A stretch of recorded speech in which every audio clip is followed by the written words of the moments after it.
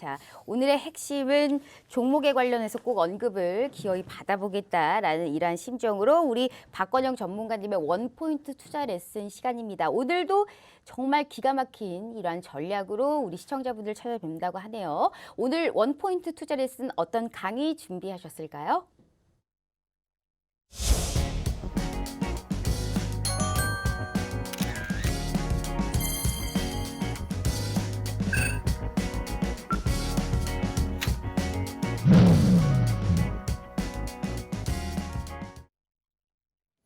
안녕하십니까, 박건영 대표입니다. 오늘도 힘찬 금요일 불금 힘차게 이제 레슨 시작해 보도록 하겠습니다. 우선 제 소개고요. 제 소개는 살짝 생략하고 바로 가보도록 할게요. 첫 번째 목차 국내 증시 리뷰, 그다음에 현재 시장 이벤트 체크, 그리고 아까 말씀드렸던 소재에 대한 힌트가 좀 있을 겁니다. 자, 코스피 종합 지수를 보게 되면은 금일 이제 계속해서 신고가를 열어서 이제 증권사 전망이 다 각기 다른데 이제는 재빠르게 지수 상단으로 올려버리고 있습니다. 삼성전자랑 이제 하이닉스 그리고 현대 관련, 삼성 관련 계속해서 불장, 이제 불개미장이라 그러는데 개인 투자분들이 역시 어마어마하게 금일도 순매수가 들어왔죠. 최근에 이제 시장 트렌드를 좀 살펴보게 되면은 반도체, IT 다 좋다 이겁니다. 근데 최근에는 조금 세부화를 들어가셔서 이제 중소형주로 좀 수급 이양이 계속해서 나올 수 있기 때문에 대형주 위주 사이클도 좋다 이건데 중요한 거는 아직도 눌려있는 중소형주가 많아요. 대표적으로 이제 유니셈 같은 경우에도 오랜 박스권 행보를 하다가 금일 이제 신고가를 한번 열었죠. 금일 시장이 안 좋은데도 불구하고 장중에 신고가를 기록했습니다. 이런 종목들의 공략이 우리한테는 분명히 필요한 거고 최근에 이제 다 같이 뛰어드는 장세에서 사실 매수가 첫 매수를 들어갔는데 5% 10% 변동성 못 견디면은 종목에 대한 포인트를 내가 잘못 집었다. 그러면은 나오시면 되는 거고 나는 이 종목에 대해서 분명히 매수 포인트를 잡았고 떨어질 때마다 분할을 들어갈 거다. 이러신 분들은 매우 현명하게 투자를 하고 계신 거라고 이렇게 사료됩니다. 그렇기 때문에 코스닥 종합지수도 같이 놓고 보게 되면은 셀트리온에 대해서는 사실 좀 할 말이 많은데 제 개인적인 좀 견해가 들어감으로 금일은 좀 생략을 하겠고 종합지수 이제 많이 올라오지 않았습니까? 이 구간에서 뭘 더 바랍니까? 지금 개인 순매수도 계속해서 증가하고 있고 미국 이제 바이든 정부에서도 금일 부양책이 통과되면서 유동성은 계속해서 늘어날 겁니다. 이제 시장의 관심도는 시장 조정이 언제 올까? 아니면은 대형주 더 갈까? 중소형주 더 갈까? 아니면은 어떻게 뭔 섹터가 갈까? 이거겠죠. 수익 중이신 분들은 과감하게 이제 수익 실현을 할 수도 있는 기회가 나올 거고 손실 중이신 분들은 매우 소외감을 느낄 시장입니다. 지금 현재 구간에서 내가 지난해 한 6월 달부터 반기를 잡아봤을 때 도대체 내가 뭘 사고 팔았는지에 대한 좀 복기가 여전히 가장 중요하다고 생각합니다. 그렇기 때문에 하루하루 그냥 1% 2% 이런 매매 좀 하지 마세요, 제발. 왜냐면은 스스로만 낭비입니다. 여러분 그래놓고 저 같은 사람 이제 제가 못 이긴다고 말씀드렸는데 기간 수익으로 이제 분기 반기로 놓고 봤을 때 예를 들어서 증권 계좌를 조회할 때 2021년 01월부터 2021년 6월까지 조회를 해보세요. 이렇게 매매하는 사람은 돈을 날리고 있습니다. 착각이에요. 착시효과입니다. 제발 그런 데다 이제 선전송동 당하지 마시고 어느 좋은 종목에 계속해서 발굴 그리고 매수 포인트를 가져가야 되는 시장이다. 이렇게 조금 말씀을 드리겠습니다.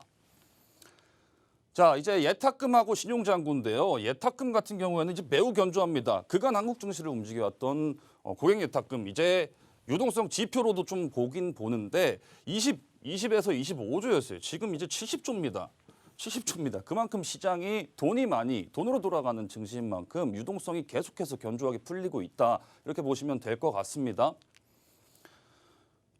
자, 이제 이게 기간이 2020년 3월 19일 기준이에요. 3월 19일이 코스닥이 498포인트로 수직 낙하하고 있었을 때입니다. 그때 기준으로 코스피 누적 순매수 한번 봅시다. 개인 엄청나게 샀죠. 그리고 외국인 이거는 기간마다 조금 다르긴 한데 결국에는 개인 투자자가 이끌었다는 이런 좀 표현을 하고 싶어서 유동성은 언제나 개인과 함께 이렇게 말씀을 좀 드려볼게요. 자, 이제 바이든 정부에서 부양책을 발표를 했죠. 1.9조 달러 부양책을 발표했습니다. 내용을 살펴보게 되면은 지난 이제 5차 때 600달러를 줬습니다. 600달러를 줬고 전 국민 1,400달러를 다시 현금으로 쏴줍니다. 그리고 주당 400달러씩 실업 수당을 확대합니다. 그러면은 보통 일 안 해도 월 160만 원씩 받을 수 있다는 거예요. 이게 원래는 3월 14일에 만료 예정이었는데 이제 이걸 9월 말까지 계속 돈을 헬리콥터 머니를 뿌려줍니다. 그리고 재차 강조드리지만 부양책 같은 경우에는 어느 정도 시장 예상치에 부합하는 가이던스에 부합하는 예상치로 나왔고 이제 시장에서 기대하는 것은 사실 크게 없습니다. 이제는 또 뭐 연준 FOMC 회의가 어떨지 아니면 제롬 파월 의장의 입에 의해서 변동성이 좀 확대되는 구간이 나올 수도 있는 거고 지수 조정이 올 때 이제 낙오되는 업종들이 분명히 보일 겁니다. 지금은 이제 종합지수가 어느 정도 버텨주고 있기 때문에 여러분들이 착시 효과를 가지기가 쉽습니다. 지금이라도 정신 차리시고 단디 매매를 조금 이어나가시는 게 가장 중요하다고 생각하고요. 일단은 경기 부양 의지가 다시 한번 굳건히 증명됐고 유동성 계속 올라가고 있습니다. 아직까지는 뭐 긴축이나 여러 이제 테이퍼링에 대한 우려도 물론 있지만 그 시점이 언제냐는 아직 아무도 모르기 때문에 지금 되려 뭐 걱정하고 뭐 난 자산을 다 팔고 뭐 은행에 예적금 할 거야 이런 뭐 섣부른 또 판단은 또 오히려 리스크를 불러오기 때문에 아직까지는 매매를 이어나가기 충분히 좋은 조건이고 좋은 시장이다 이렇게 보시면 될 것 같습니다. 자, 코스피 3000 시대입니다. 이제 꿈꿔왔던 시대가 이제 와버렸어요. 여러분들은 이제 그동안 한국 증시가 얼마나 이제 박스피 왜 그랬는지 한번 과거 차트, 업종, 종합주가 지수를 한번 보고 오시면은 진짜 어마어마하게 대단하다는 걸 좀 느낄 수 있으실 거예요. 황소 장세를 연출했고 아까 말씀드렸던 묻지마 투자, 현대 들어간 건 다 매수, 뭐 현대로템, 현대위아, 현대차 다 매수, 삼성 들어간 건 다 매수. 이런 투자가 지금 이루어지고 있다는 겁니다. 그렇기 때문에 이런 종목에 대해서 매수가 나갔다면 내가 도대체 왜 산 거지? 왜 산 거지? 사고 나서 후회하는 겁니다. 여러분 이제 주식 호가를 볼 때 호가가 막 이제 뭐 개장 초반에 금일도 뭐 이제 정치 테마주나 일부 개별주 위주가 조금 상승이 나왔지만 호가 보면서 맨날 이거 올라가는 거 보면은 매수 버튼이 누르고 싶을 겁니다. 이걸 좀 참으세요. 왜냐면은 올라가니까 사는 거 아닙니까? 결국엔 매수 근거를 물어보면은 올라가니까요. 아니면은 뭐 분봉상 이렇게 뭐 차트 그어놓고 여기가 지지되니까요. 그러면은 그렇게 매매를 하실 분들이라면은 그렇게 하셔도 됩니다만 보통 이런 매매 하시다가 물려서 종목 상담이 이루어지는 경우가 많아요. 그러다가 이제 제가 진단을 하다 보면 왜 자꾸 이렇게 좀 손절 못하시고 들고 계시냐 그러면은 중장기로 보면 좋지 않을까요? 이런 이상한 매수 발상이 나옵니다. 분명히 여러분들은 그냥 올라가는 거 샀을 뿐이에요. 그거에 대한 반성을 조금 하셔야 되고 지금 현재 시장에서는 굳이 단기 매매를 그렇게까지 병행할 시장은 아니라고 봅니다. 여전히 로리스크 하이리턴 업종에 집중하자. 지금 당장은 호가가 조금 밀리고 시장 영향에 살짝 눌릴 수 있더라도 아까 말씀드렸던 업종의 방향성을 봐야 됩니다.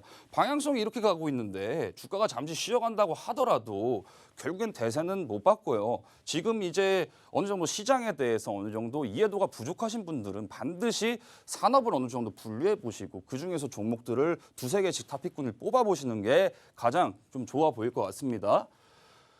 자, 이제 모건 스탠리에서 이런 말을 했죠. 조정장을 주의하라. 왜냐면은 많이 올랐기 때문입니다. 간단하죠. 많이 올랐기 때문에. 지금 이제 종합지수가 금일도 이제 양기추 변동성이 나왔는데 안 나올 이유도 사실 없잖아요.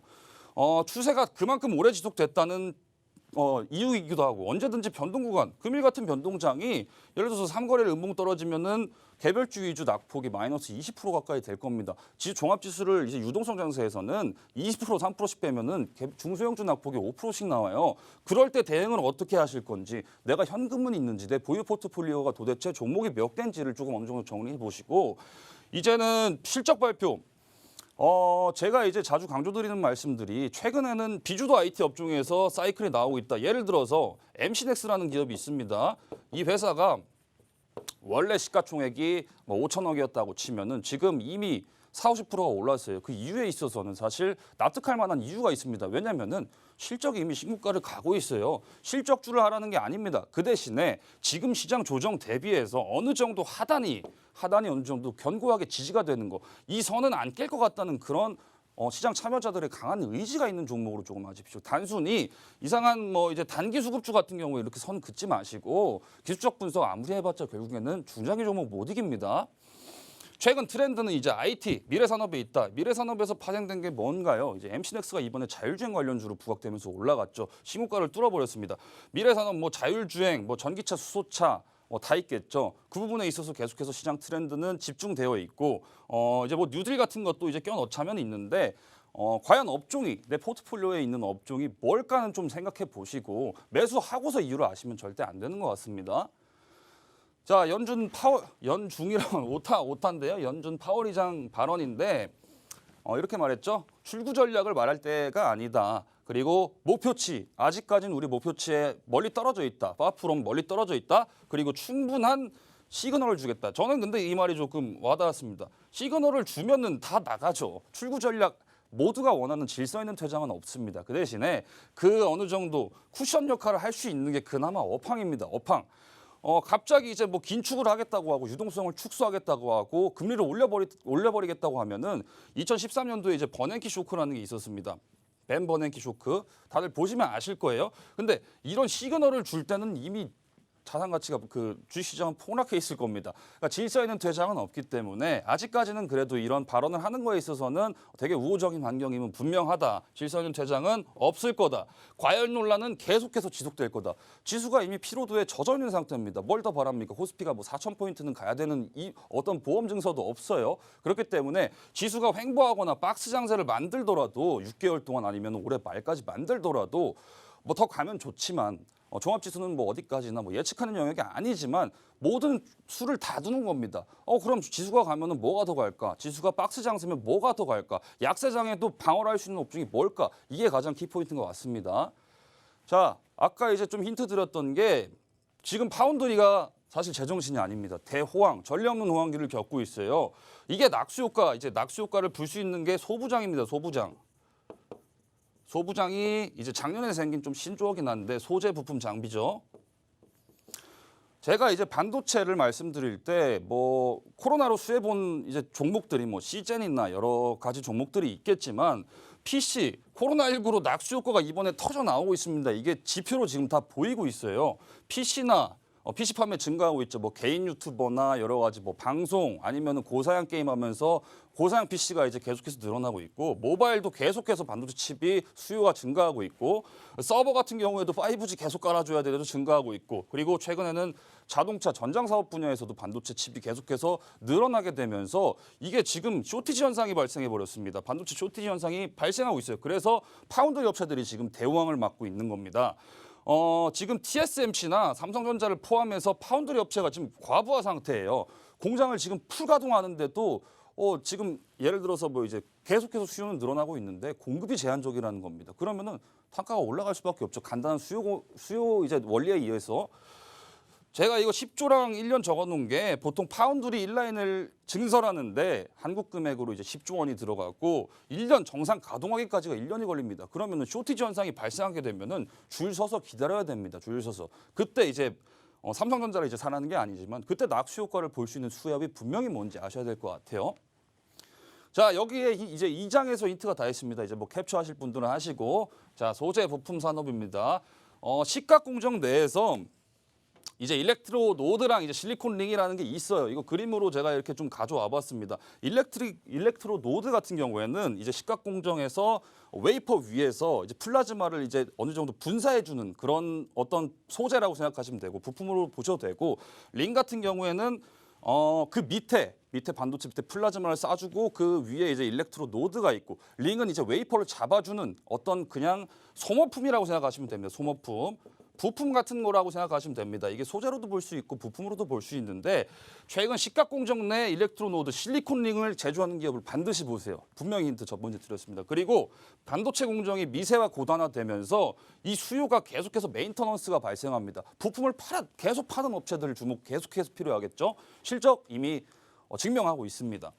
이게 지금 반도체 공정 자체를 설명드리자면 매우 복잡한데 고온이나 이제 고압 공정이 계속해서 이루어지면서 이런 소모품들이 계속해서 수요가 발생합니다. 이거를 반드시 국내 상장사가 몇 개 없으니까 주목해 보셔라.